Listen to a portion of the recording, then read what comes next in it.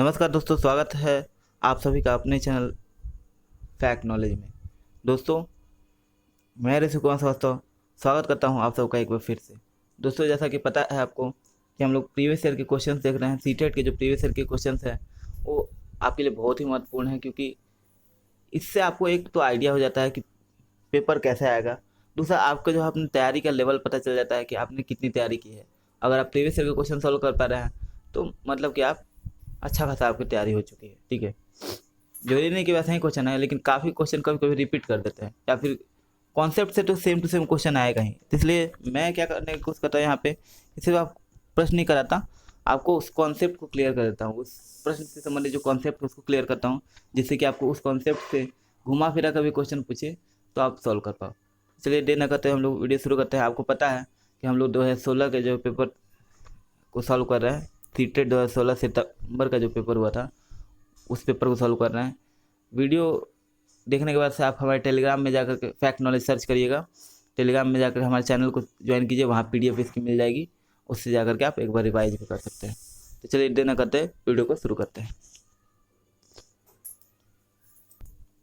ये रहा हमारा 2016 का, देखिए सितंबर का पेपर है। ठीक है, दिखा सकता हूँ, लिखा हुआ 2016। चलिए हम लोग बढ़ते हैं क्वेश्चन पे। तो हमारा पहला प्रश्न है, विद्यार्थियों में प्रत्यात्मक विकास को प्रोत्साहन देने के लिए निम्नलिखित में से कौन सी विधि सबसे प्रभावी है। तो ऑप्शन देख लेते हैं कौन सी विधि प्रभावी है। ऑप्शन 1 है विद्यार्थियों को बहुत से उदाहरण देना और उन्हें तर्क शक्ति का उपयोग करने के लिए प्रोत्साहित करना। ऑप्शन बी है जब तक विद्यार्थियों में वांछित संप्रत्यात्मक परिवर्तन न हो तब तक दंड का उपयोग करना। ऑप्शन नंबर 3 है पुराने प्रत्ययों से किसी संदर्भ में नए प्रत्ययों को अपने आप समझा जाना चाहिए। ऑप्शन नंबर डी है कि याद करने के लिए कहकर विद्यार्थियों के गलत विचारों को सही में विचारों में बदलना। तो इसमें से सही आंसर क्या हो जाएगा? इसमें से सही जो हमारा आंसर हो जाएगा, आप से आग्रह है कि आप जो है सिर्फ वीडियो ना देखिए। जब मैं क्वेश्चन पढ़ रहा हूँ तो और उसके साथ ऑप्शन भी पढ़ रहा हूँ, तो आप भी ऑप्शन को पढ़िए।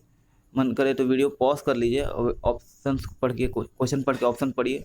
आपको जो करेक्ट आंसर लगता है उसको कमेंट बॉक्स में लिखते जाइए। ऐसे मत लिखिए कि ए बी ऐसा नहीं लिखना है। आपको लिखना है पहला 1 लिखना है, पहला का ए या बी या सी, जो आपको सही लगता है। इससे आपका भी रिवाइज होता रहेगा, आपको याद भी होगा। अगर मान लीजिए बाई चांस क्वेश्चन सही हो जाता है, सही या गलत इससे मैटर नहीं करता, आपको बस जवाब देना है।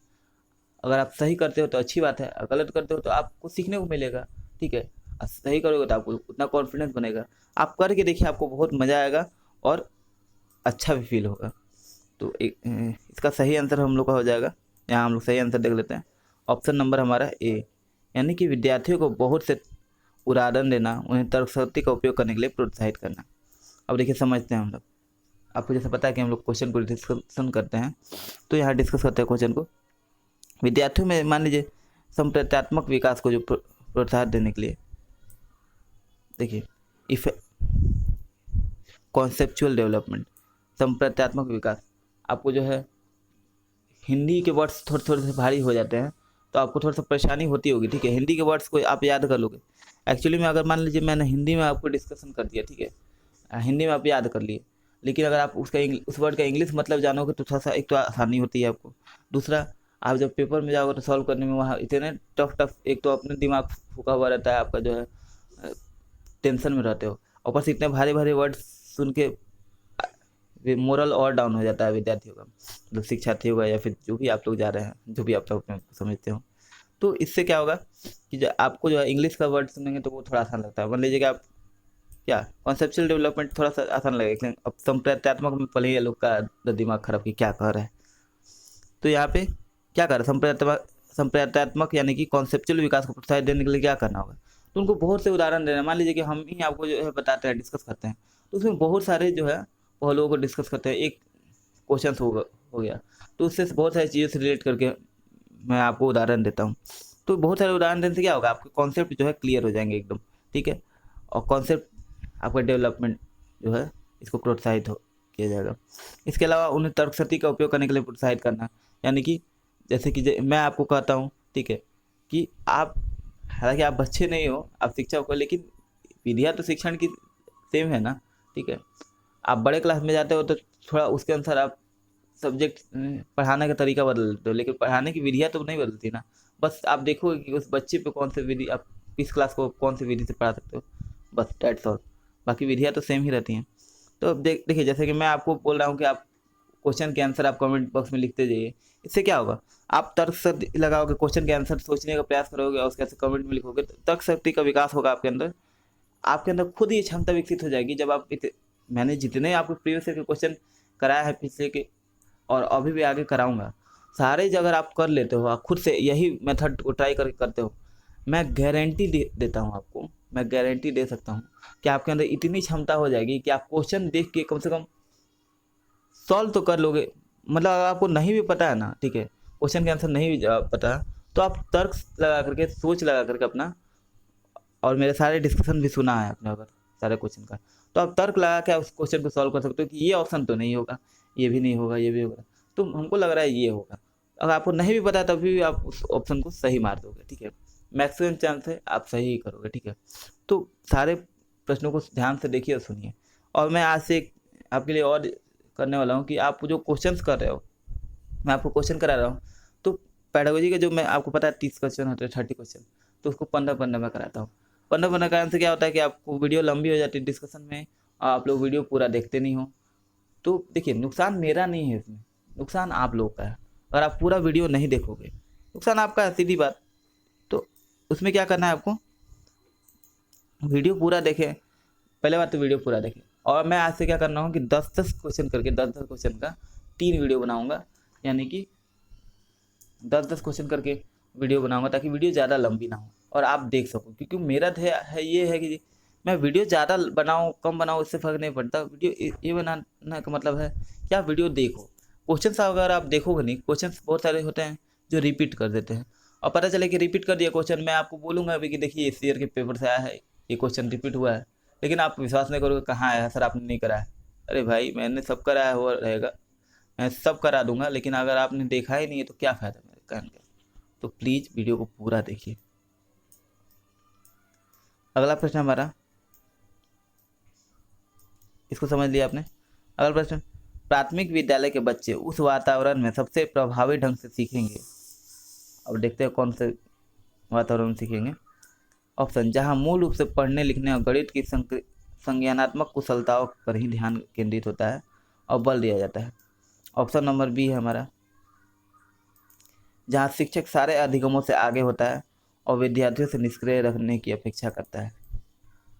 ऑप्शन नंबर थर्ड है, जहां उनकी संवेगात्मक आवश्यकताओं की पूर्ति होती है और वे अनुभव करते हैं कि वे महत्वपूर्ण हैं। ऑप्शन नंबर डी है, जहां शिक्षक एकाधिकारवादी और स्पष्ट आदेश देता है कि क्या किया जाना चाहिए। तो इसका आंसर क्या हो जाएगा। उम्मीद है मुझे कि आप लोगों ने वीडियो को पॉज कर लिया होगा, क्वेश्चन को पढ़ के, और अपना आंसर कमेंट बॉक्स में लिख दिया होगा। हम यहाँ पे आंसर मार्क करने जा रहे हैं। यहाँ पे इसका आंसर हो जाएगा ऑप्शन नंबर सी, यानी कि जहाँ उनकी संवेगात्मक आवश्यकताओं की पूर्ति होती है और वे अनुभव करते हैं कि वे महत्वपूर्ण हैं। अब देखिए, इसको क्वेश्चन पे डिस्कस करते हैं। अब इस क्वेश्चन में क्या कर रहा है कि प्राथमिक विद्यालय यानी एलिमेंट्री एजुकेशन, जो एलिमेंट्री स्कूल्स होते हैं, उसमें जो बच्चे हैं वो कौन से वातावरण में सबसे प्रभावी ढंग से सीखेंगे। तो देखिए, सबसे पहले तो ये होगा कि जहाँ भी उनकी संवेगात्मक आवश्यकता, यानी कि जो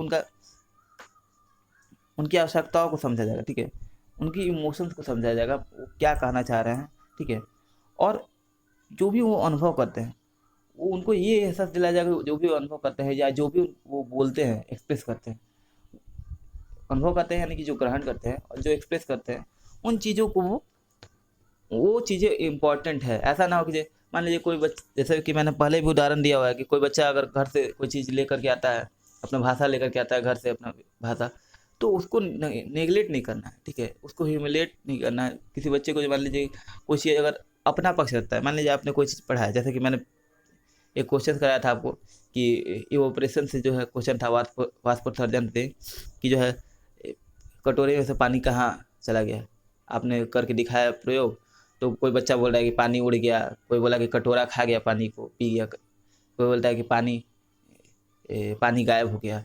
तो इस चीज़ों को आपको नकारना नहीं है, नेगलेक्ट नहीं करना है, आपको बस उसको जो है सही कॉन्सेप्ट नहीं पता है तो उसको कॉन्सेप्ट को आपको चेंज करना है। यानी कि आप बोलोगे कि सही कॉन्सेप्ट बताओगे उदाहरण दे करके, ठीक है। ऐसा ना कि नहीं तुम लोग गलत कर रहे हो, ये चीज़ नहीं, ये चीज़ें नहीं होनी चाहिए। तो उनके संवेगात्मक आवश्यकता की पूर्ति हो, और वे जो अनुभव करते हैं उसको भी महत्वपूर्ण देना, उनको ये समझाना, उनको ये विश्वास दिलाना कि वो जो कह रहे हैं, वो जो महसूस कर रहे हैं वो भी महत्वपूर्ण है, ठीक है। अगले प्रश्न में बढ़ते हैं। ना कि जो है शिक्षक की जगह हम डिक्टेटर की तरह आदेश दे दे कि नहीं मानना ही है, और जो है सभी को निष्क्रिय, शिक्षक जो है सिर्फ सक्रिय रहे, विद्यार्थी निष्क्रिय रहे, ये सारी विधि आप जानते हो। और एक चीज़ और, जहाँ भी दो चीज़ें, जहाँ प्रभावी अधिगम या कोई भी पॉजिटिव चीज़ पूछ रहा हो, ठीक है, कोई भी पॉजिटिव चीज़ पूछ रहा हो, निगेटिव की बातें करो, कोई पॉजिटिव चीज़ पूछ रहा हो, और जहाँ भी ऑप्शन में आ जाए, ठीक है, कि शिक्षक एक अधिकारवादी होता है, यानी और आदेश देता है, रूल करता है, या फिर आपको रटवाता है, परिभाषा याद कराता है, ये सारे ऑप्शन अगर आ गए, किसी कीमत पे भी वो ऑप्शन सही नहीं होगा, आपको वो ऑप्शन छाट देना है। तो ये सारी टेक्निक है जो मैं आपको वीडियो पे समय समय बताता रहता हूँ कि क्या करना चाहिए क्या नहीं करना चाहिए। अगर आप पूरा वीडियो नहीं देखते हैं तो आप अपना नुकसान करते हैं। तीसरा नंबर प्रश्न हमारा, एक बच्चा खिड़की के सामने से एक कौवे को उड़ता हुआ देखता है और कहता है एक पक्षी, इससे बच्चे के विचार के बारे में क्या पता चलता है? अब देख लेते हैं हम लोग क्या पता चलता है। ऑप्शन, बच्चे की स्मृतियाँ पहले से भंडारित होती हैं। ऑप्शन बी है, बच्चे में पक्षी का प्रत्यय विकसित हो चुका है। ऑप्शन नंबर सी है, बच्चे ने अपने अनुभव बताने के लिए भाषा के कुछ उपकरणों का विकास कर लिया है। अब आप बताएंगे इसमें से क्या सही है, ठीक है। जल्दी से अपना आंसर कमेंट बॉक्स में लिखेंगे। चलिए हम लोग आंसर पे बढ़ते हैं। आपका आंसर हो जाएगा ऑप्शन नंबर हमारा ए, यानी कि ABC, ये हमारा ऑप्शन हो जाएगा। यानी बच्चे की कुछ स्मृतियाँ पहले से भंडारित हैं, उसने पढ़ा है, मान लीजिए कौवे को देखा हुआ है, तो वो चीज़ें देखते ही पहचान गया कि जो है ये एक पक्षी है। पक्षी की बात, दूसरा है कि वो जो पक्षी का प्रत्यय विकसित हो चुका है कि पक्षी किसको कहते हैं, ठीक है, जानवर किसको कहेंगे, पक्षी किसको कहेंगे, ये चीज़ें वो डिफरेंस करना सीख चुका है, पक्षी के बारे में जान चुका है। और तीसरा है, बच्चे ने अपना अनुभव बताने के लिए भाषा के कुछ उपकरणों का विकास कर लिया। ऑब्वियस है, जब तक भाषा का विकास नहीं होगा, बच्चा मान लीजिए कि वो खिड़की से देख रहा है, कौवा को देख रहा है, वो बोल रहा है, तो बोल रहा है यानी कि भाषा का विकास कर लिया है, भाषा के कुछ उपकरणों का विकास कर लिया। पूरी तरह से भाषा का विकास नहीं करने ना, तो बोल सकता था कि जो एक पक्षी उड़ के जा रहा है या एक कौवा उड़ के जा रहा है, लेकिन उसकी पूरी तरह से भाषा का विकास हुआ है या ना हुआ ये पता नहीं चल रहा है, लेकिन उसने कुछ उपकरणों का विकास कर लिया है, ये करेक्ट है। तो यहाँ ऑप्शन ABC तीनों सही हो जाएगा। अगले प्रश्न में बढ़ेंगे। और हाँ दोस्तों, वीडियो ख़त्म होते समय जब आप वीडियो के लास्ट में पहुँचते हो, तो आपने वीडियो में जितने क्वेश्चन कराया गया उसमें से आपने जितने अटेम्प्ट किए हैं कितने सही हुए हैं, ठीक है, कितने सही हुए। अगर आपने सही क्वेश्चन आंसर दिया हो, गलत दिया हो, कितने भी हो, 2 क्वेश्चन सही हुआ हो, 5 सही हुआ, 10 का 10 सही हुआ, 8 सही हुआ हो, ठीक है, तो वो उस आप लास्ट में लिखेंगे। जैसे पूरा A B 10 का 9, 9 का C, 10 का B, ऐसे करके आप लिख रहे हो, 8 का C ऐसे करके लिख रहे हो, लेकिन लास्ट में जब आप पूरा सम, जब मैं कहूँगा कि जो है चलिए ठीक है मिलते हैं अगले वीडियो में, उस टाइम आप क्या करोगे कि अपना स्कोर लिखोगे। यानी कि 10 क्वेश्चन मैंने कराऊंगा मैं, तो 10 में 8, 10 में 7, 10 में 5, जो भी आपका स्कोर है वो लिखोगे। इससे मुझे भी आइडिया मिलेगा कि मैं आपको कितना डिस्क्राइब करूं, कितना नहीं। बहुत से लोगों ने कमेंट में बताया कि वीडियो लंबी हो रही है सर, तो वीडियो लंबी हो रही है तो आपकी मदद के लिए कर रहा हूँ मैं। अगर क्या चाहते हो, अगर आप चाहते हो कि जो है मैं सिर्फ क्वेश्चन करा के निकल जाऊँ, तो बिल्कुल आप कमेंट बॉक्स में बताओ, मैं बिल्कुल वही करूँगा। मुझे क्या पड़ा है, मैं क्यों डिस्कशन करूँगा, ठीक है। अगले प्रश्न पढ़ते हैं। कोई शिक्षिका अपने विद्यार्थियों को क्या कहे कि उन्हें भीतरी प्रेरणा के साथ कार्य करने के लिए प्रोत्साहित कर सके? ऑप्शन ए, काम जल्दी पूरा करो तो तुम्हें एक टॉफ़ी मिलेगी। ऑप्शन बी, इसे करने की कोशिश करो तुम सीख जाओगे। ऑप्शन सी, चलो इसे उसके करने से पहले समाप्त कर लो। ऑप्शन डी, तुम उसके जैसे क्यों नहीं हो सकते, देखो उसने इसे एकदम ठीक कर दिया। अब आप क्वेश्चन को पढ़ लिया होगा आपने, ठीक है, ऑप्शन भी पढ़ लिए होंगे, जल्दी से आंसर कमेंट बॉक्स में बताइए। इसका आंसर हो जाएगा हमारा ऑप्शन नंबर हमारा बी, यानी कि इसे करने की कोशिश करो तुम सीख जाओगे। देखिए ये री इन्फोर्समेंट होता है, यानी कि आप जो है मोटिवेट करते हो बच्चों को। कोई शिक्षक, देखिए आप समझ रहे हैं, कोई शिक्षक का विद्यार्थी को कहे कि जो उनकी भीतरी प्रेरणा है उसके कार्य करने के लिए प्रोत्साहित करना है। यानी मोटिवेशन के बारे में आप जब पढ़ोगे तो दो तरह के होते हैं, एक इंट्रिंसिक मोटिवेशन और एक्सट्रिंसिक मोटिवेशन, यानी कि आंतरिक प्रेरणा और बाहरी अभिप्रेरणा। तो आंतरिक अभिप्रेरणा मतलब कि आपको अंदर से फीलिंग आती है, अंदर से मोटिवेट होते हैं। जैसे कि किसी बच्चे को ठानना है कि मुझे जो है, ऐसा सही नहीं है लेकिन अगर उसको ठानना है कि मुझे जो है फर्स्ट लाना है, 95% लाने हैं, 90% लाने हैं, जितना परसेंटेज उसको लाना हो उसका अपनी मर्जी है, तो वो खुद से ठान लिया हो और खुद उसके लिए मेहनत करा हो, ये आंतरिक अभिप्रेरणा है। और जैसा कि इसमें ऑप्शन दिया है कि अगर ठान ले, जैसे उसको कहा जाए कि तुम 90% लाओगे, पिताजी मान लीजिए कहते हैं 90% लाओगे तो तुमको साइकिल दिलाऊंगा, ठीक है। अब बच्चा लगा पड़ा है कि जो उसके लिए मेहनत कर रहा है, ठीक है, वो गलत नहीं है, लेकिन होता ये है कि जो है एक्सट्रिंसिक मोटिवेशन यानी कि बाहरी अभिप्रेरणा जो होती है वो क्या होता है, वो आपको जो है कुछ समय के लिए तो मोटिवेट करेगा, पर आपको जो है पुरस्कार के लिए किया जा रहा है आपको, ठीक है, तो कुछ समय तक मोटिवेट करेगा, पर उसके बाद से फिर आपकी मोटिवेशन खत्म हो जाएगी, एक लेवल तक चलने के बाद से आपको खत्म हो जाएगी। पर आंतरिक अभिप्रेरणा जो है काफ़ी समय तक बनी रहती है, जब तक वो खुद से अंदर से मोटिवेट है। वो कहा नहीं जाता कि अंदर आग जलाना, जो अंदर एक आग लगी पड़ी है, कि जैसे बहुत सारे लोग होते हैं कि जैसे आप लोग में, आप लोग के अंदर एक आग लगी पड़ी है कि मुझे जो है सीक्रेट निकालना है। आप लोग को जो है अभी क्या कर रहे हो, आप लोग वीडियो देख रहे हो, तो आप लोग वीडियो देख रहे हो तो आपके अंदर ये मोटिवेशन किसी और ने तो नहीं किया कि जो है, हाँ बहुत से लोग ऐसे होंगे जो बाहरी अभिप्रेरणा से कर रहे होंगे कि सीटेट निकाल लूँगा, उसके बाद से जॉब तो मेरा रखा पड़ा है, आराम से जॉब करूँगा। और कुछ लोग सिर्फ सीटेट निकालने के लिए कर रहे होंगे, हाँ चलो मैं सीटेट निकालूंगा किसी हालत में, सीटेट क्या है, आराम से हो जाएगा। जैसे मैं आपको कहता हूँ कि सीटेट आराम से हो जाएगा, मैं ये नहीं कहता हूँ, कभी भी मैं आपको ये नहीं कहता हूँ कि सीटेट निकालिए आपका जॉब रखा हुआ है, नहीं, मैं कहता हूँ कि सीटेट निकालो, उसके बाद से आप फिल्टर्ड हो जाओगे, आपको आगे मेहनत करने में आसानी होगी, ठीक है। पूरी ताकत इसी में नहीं झोंक दो, ठीक है, आराम से तैयारी करो, सिंपल वे में हो जाएगा। ऐसा नहीं कि सीटेट को भगवान मत मान लो, दुनिया मत बना लो, ठीक है। तो देखिए एक्सट्रिंसिक मोटिवेशन हुआ, मैं आपको ये भी एक ये बाहरी प्रेरणा है कि मैं आपको मोटिवेट कर रहा हूँ कि चलिए तैयारी कीजिए। लेकिन अगर आप उस चीज़ को सुन के अगर आप खुद से ठान ले रहे हो कि मैं तो किसी हालत में निकाल के रहूँगा, इस पर चाहे कुछ भी हो जाए, कुछ भी हो जाए। लॉकडाउन था, लॉकडाउन में बहुत सारे लोगों ने ढिलाई की, लेकिन आपने जो है अपना जो है समय का सदुपयोग किया, स्कूल बंद है, विद्यालय आपके बंद है, तो उसका सदुपयोग किया, आपने तैयारी की अच्छे से, तो ये आपका आंतरिक प्रेरणा हुआ। वीडियो थोड़ा डिस्कशन लंबा हो रहा है, लेकिन मैं आपको पूरा कॉन्सेप्ट क्लियर करने की कोशिश कर रहा हूँ। और जब आप बाहर से कोई चीज़ आपको डिस्कस किया जाएगा कि जो है अगर आप सीटेट कर लोगे तो आपको जो है, जैसे बिहार नियोजन अभी हो रहा है, उसमें आपको मौका मिलेगा, ठीक है, आपको जो है नियोजन में मौका मिल जाएगा, या फिर आपकी सरकारी नौकरी पक्की है, तो आपका बाहरी अभिप्रेरणा हो गया। समझ गए आप अच्छे से, उम्मीद है आपको अच्छे से समझ में आएगा। और यहाँ बाकी ऑप्शन डिस्कस करते हैं। काम जल्दी पूरा करो तो मैं टॉफ़ी दूंगी, ये बाहरी अभिप्रेरणा हो गया, ठीक है। भीतरी अभिप्रेरणा के साथ कार्य करना है, इसे करने की कोशिश करो तुम सीख जाओगे। इससे क्या होगा कि अंदर से उसके अंदर होगा कि हाँ मैं सीख जाऊँगा, करूँगा तो ज़रूर सीख जाऊँगा, धीरे धीरे मैं सीख ही जाऊँगा, ये चीज़ उसके अंदर से आएंगी। बाकी देखते हैं, चलो इसे उसके करने से पहले समाप्त कर लो। अब ये क्या कर रहे हैं हम लोग, दूसरे से कंपेयर कर रहे हैं कि वो कर ले रहा है, उसके पहले से हमको कंप्लीट करना है, ठीक है। कंपटीशन भी बाहर ही रहना है, ठीक है।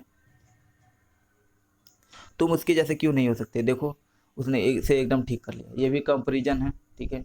तो कंपेरिजन या कंपटीशन भी बाहर ही प्रेरणा होती है। तो यहाँ ऑप्शन नंबर बी हमारा सही हो जाएगा। अगले प्रश्न में पढ़ेंगे। अगला प्रश्न है, कोई शिक्षिका अपने विद्यार्थियों को अध्ययन करने हेतु आंतरिक रूप से उत्प्रेरित करने के लिए कैसे प्रोत्साहित कर सकती है। फिर यहाँ आंतरिक उत्प्रेरण का या आंतरिक मोटिवेशन का बोल रहा है। ऑप्शन देख लेते हैं। ऑप्शन है व्यक्तिगत लक्ष्य निर्धारित करने, उसमें निपुणता पाने में मदद करना, ठीक है। ऑप्शन नंबर बी है साफ दिखाई पड़ने वाले इनाम देकर, जैसे टॉफी। ऑप्शन नंबर सी है उनमें चिंता और डर पैदा करके। ऑप्शन नंबर डी है प्रतियोगितात्मक परीक्षण से। उम्मीद है आपने कमेंट बॉक्स में अपना आंसर बता दिया होगा। हम लोग आंसर पे पढ़ते हैं। हमारा आंसर हो जाएगा ऑप्शन नंबर ए, यानी व्यक्तिगत लक्ष्य निर्धारित करने और उनमें निपुणता पाने में उन्हें मदद देकर। कोई मान लीजिए कोई शिक्षिका है, ठीक है। अब कोई शिक्षिका है, वो अपने विद्यार्थी को आंतरिक रूप से प्रेरित कैसे कर सकती है, कैसे प्रेरित कर सकती है अध्ययन करने के लिए। तो अध्ययन करने के लिए उनमें व्यक्तिगत लक्ष्य निर्धारित करने, यानी कि हर व्यक्ति का, हर बच्चे का गोल अलग अलग हो सकता है, ठीक है ना। किसी बच्चे को सिर्फ पास करने के लिए करना होगा, किसी बच्चे का जैसे मान लीजिए कि जो है होगा कि घर पे उसको चेतावनी दी गई होगी कि इस बार अगर फेल हुए तो बहुत मार पड़ेगी। कोई बच्चा का अलग अलग लक्ष्य होगा, कोई उसके पापा बोले होंगे कि इस बार पास कर गया तो साइकिल दिलाऊंगा, कोई बच्चा होगा, तो सबका अलग अलग गोल है, ठीक है। तो उन्हें व्यक्तिगत लक्ष्य अपना निर्धारित करने को प्रोत्साहित करने देना कि तुम्हारा क्या गोल है। ये मान लीजिए ये अध्ययन करोगे तो आप मोटिवेट करोगे कि देखो ये अध्ययन करोगे तो तुम्हारे अंदर नॉलेज आएगा, कहीं भी जाओगे तो ये चीज़ आप अंदर से उसके अंदर आप लालच नहीं दोगे, ना ही उसको सामने बड़े बड़े सपने रखोगे, लेकिन उसको मोटिवेट करोगे लक्ष्य, खुद का लक्ष्य निर्धारित करने के लिए सारे बच्चे को। ऐसा ना हो कि जो है अब आप जैसे एक बच्चे को बोल दोगे तो सारे बच्चे, मान लीजिए आप बाहरी प्रेरणा दे रहे हो तो सारे बच्चों को गोल वही हो जाएगा कि मान लीजिए कि जो आप कर दोगे कि पास करोगे तो सबको पुरस्कार मिले, जो भी पास करेगा, जो भी ज़्यादा रैंक लाएगा तो उसको पुरस्कार मिलेगा। अब सारे बच्चों का ध्येय वही हो जाएगा। अब सब बच्चे मान लीजिए अलग अलग व्यक्तिगत लक्ष्य के लिए कर रहे हैं, तो उनमें अलग अलग लक्ष्य होगा, तो उसके अनुसार अपना कंपटीशन करेंगे, अपने हिसाब से उसके अनुसार वो पढ़ाई करेंगे, अध्ययन करेंगे। अब है उनमें निपुणता पाने में मदद करना। तो जो मान लीजिए उन्होंने लक्ष्य निर्धारित किया और उसको निपुणता, उस लक्ष्य को प्राप्त करने के लिए जो निपुणता प्राप्त करना है, ठीक है, जो चीज़ें उन्हें चाहिए वो चीज़ें उपलब्ध कराना, जो चीज़ वो करना चाह रहे हैं, मान लीजिए अध्ययन करना है, ठीक है, कोई बुक पढ़ना है, बुक को कंप्लीट करना है, कोई चैप्टर पढ़ना है, वो तो उसका लक्ष्य निर्धारित करना है, चैप्टर पढ़ के क्या करोगे तुम। और दूसरा उसके लिए जो है जो भी आप साधन उपलब्ध करा सकते हो, जितना मदद कर सकते हो, हेल्प कर सकते हो, वो करना। अगले प्रश्न में पढ़ेंगे।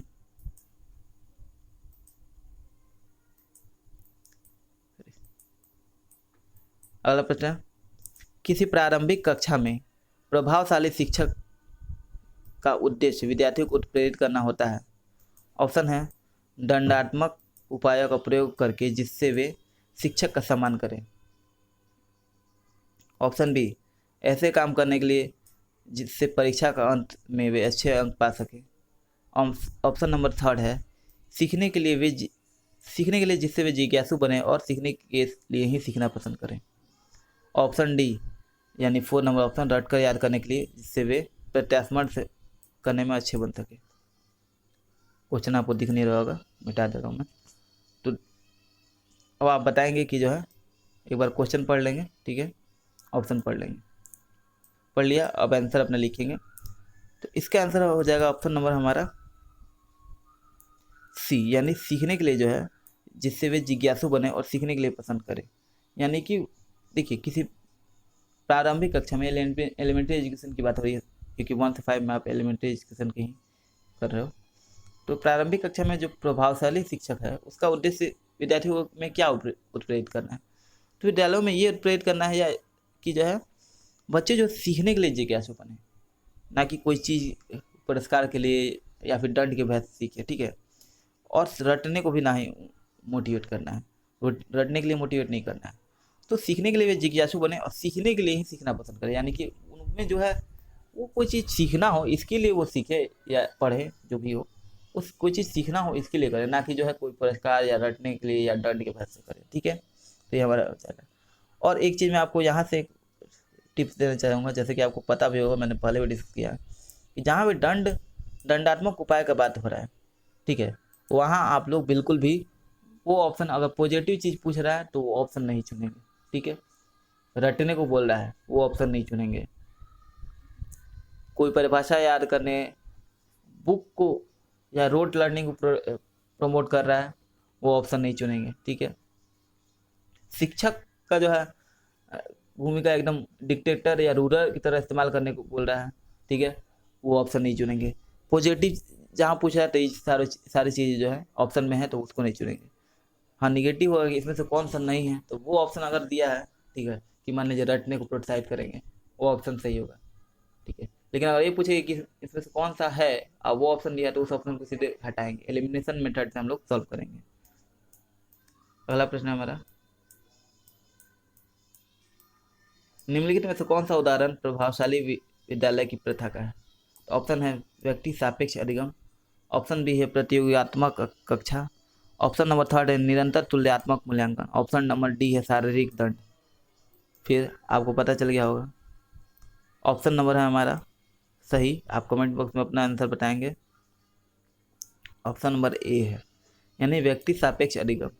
अब देखिए, व्यक्ति सापेक्ष जब अधिगम होगा यानी कि हर व्यक्ति के अनुसार जो है अधिगम, ये विद्यालय प्रभावशाली विद्यालय की प्रथा का है, ठीक है, उदाहरण है।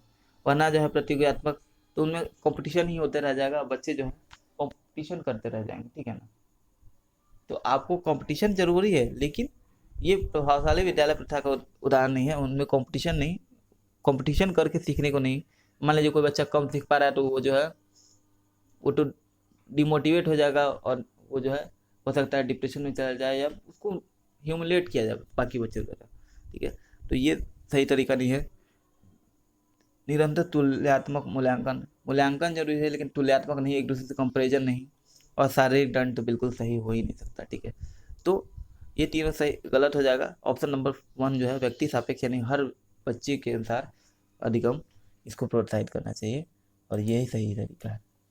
अगले प्रश्न में बढ़ेंगे, विकास का सिर पदाभिमुख सिद्धांत, दिशा सिद्धांत व्याख्या करता है कि विकास इस प्रकार आगे बढ़ता है।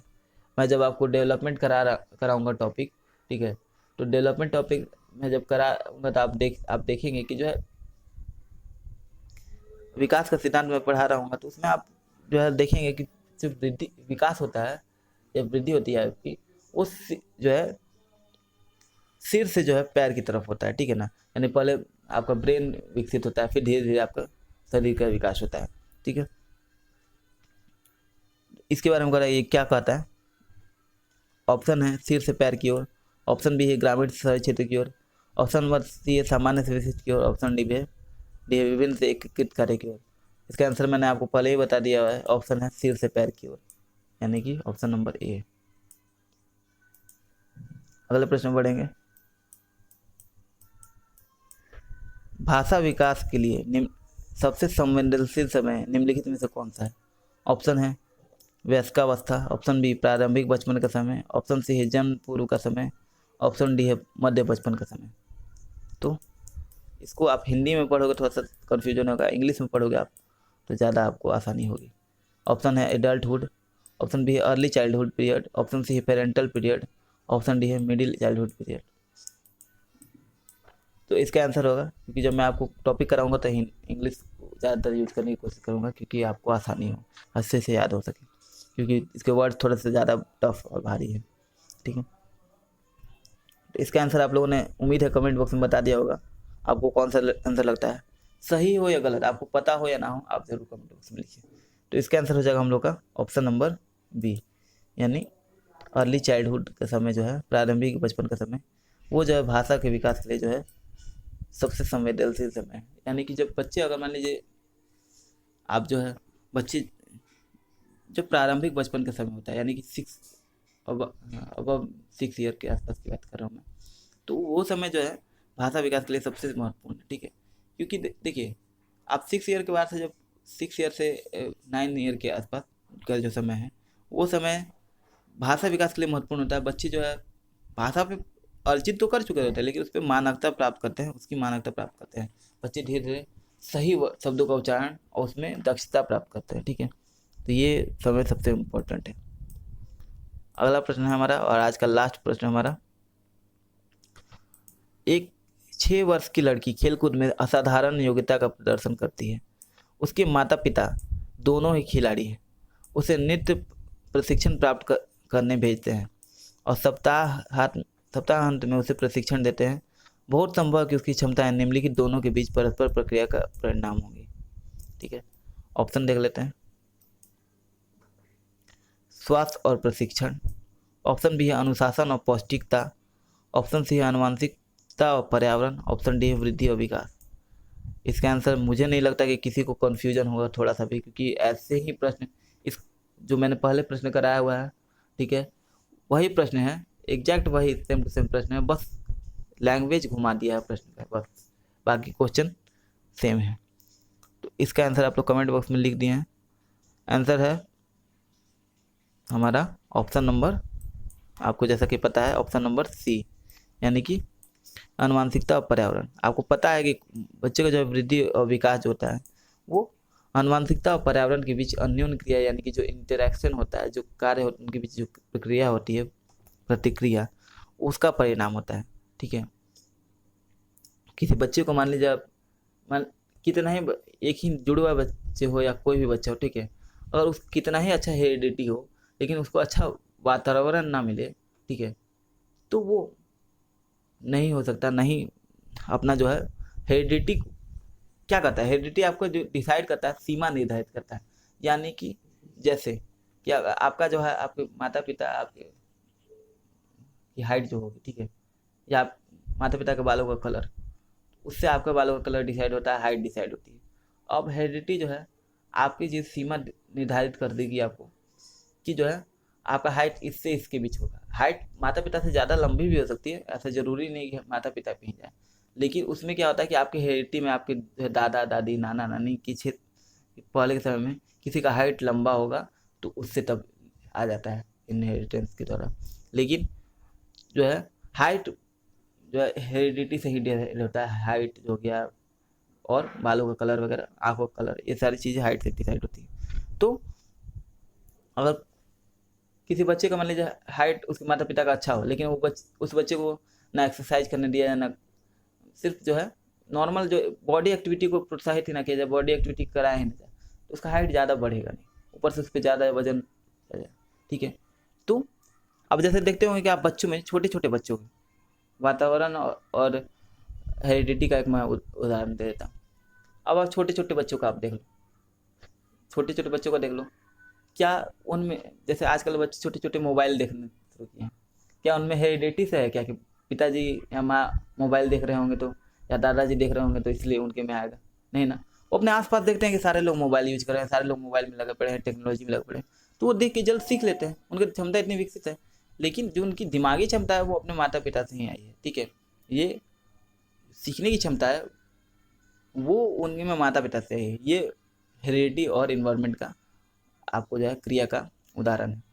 जैसे कि जो है एक बच्चा कंप्यूटर चलाना सीख रहा है या मोबाइल चलाना सीख रहा है, तो उसको जो है आप जो है अगर मान लीजिए उसको बचपन से ही, जैसे कि हम लोग अपने समय की बात कर रहे हैं, तो हम लोग के समय मोबाइल था क्या? ठीक है, ये इतने स्मार्टफोन थे क्या? तो हम लोग के बचपन में इतने स्मार्टफोन वगैरह बहुत बाद में शुरू हुआ है, तो हम लोग, एक तो फ़ोन नहीं था, टेलीफोन हम लोग के समय में था। ठीक है, और बाद में आया तो सैमसंग वाला पतला सा फ़ोन, ठीक है, रिलायंस का फ़ोन आया, पतला सा एक फ़ोन होता था, तो सिर्फ उससे कॉल हो पाता था, उसमें इतने गेम वगैरह फीचर नहीं थे। तो क्या हम लोग फ़ोन चलाना भी ना आता था, बाद में धीरे धीरे हमने सीखा। तो क्या हमारे माता पिता चलाते थे क्या? नहीं, लेकिन हमने चलाना सीखा। फिर हमारे जो बच्चे हैं आगे की पीढ़ी, वो उन्होंने उससे भी ज़्यादा डेवलपमेंट कर लिया हुआ है अपने क्षमता में, क्योंकि वो देखते आ रहे हैं। ठीक है, तो ये हेरिडिटी में नहीं है, लेकिन इन्वायरमेंट से मैंने क्रिया करके सीखा, या हमारे बच्चे सीखते हैं। तो हेरिडिटी और इन्वायरमेंट का हम लोग प्रोडक्ट होते हैं, एक सम्मिलित रूप कर सकते हैं। तो इसी के साथ हमारा जो है आज का सेशन समाप्त होता है। उम्मीद है कि वीडियो आपको पसंद आया होगा। कमेंट बॉक्स में अपना स्कोर लिखना बिल्कुल मत भूलिएगा कि कितना स्कोर है आपका। उम्मीद करता हूँ वीडियो पसंद आया, वीडियो को शेयर जरूर कर दीजिएगा। ठीक है, मिलते हैं अगली वीडियो में, तब तक के लिए इजाज़त दीजिए। मैं रिसोर्स आपको एश्योर करता हूँ कि आपने वीडियो अगर पूरा देखा होगा, आपने जैसे मैंने एफर्ट डालने को बोला था एफर्ट डाला होगा, बिल्कुल आप जो है, आपकी जो है सफलता कोई नहीं रोक सकता। तब तक के लिए इजाज़त दीजिए। नमस्कार, जय हिंद, वंदे मातरम।